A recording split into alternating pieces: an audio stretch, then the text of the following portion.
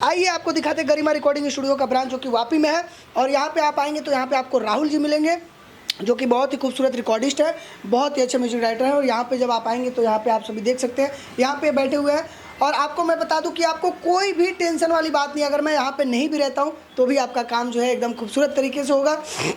जितना भी सिंगर भाई बने गुजरात में, गुजरात के जो अच्छे अच्छे सिंगर भाई हैं, जो कलाकार हैं, जिनको स्टूडियो के बारे में पता नहीं है कि भैया स्टूडियो कहाँ पे है, कहाँ पे है, कहाँ पे है, तो मैं उनको बता दूं, सूरत से, अंकलेश्वर से, भरूच से, बड़ोदरा से, अहमदाबाद से जितने भी सिंगर भाई आते हैं यहाँ पे आप आ सकते हैं। यहाँ पे जब आप आएंगे तो आपको रहने खाने की सारी सुविधा मिलेगा। Audio video music recording, shooting, editing, लड़की लोकेशन, कैमरा, सारा चीज़ की व्यवस्था भैया अपना पास बाटे।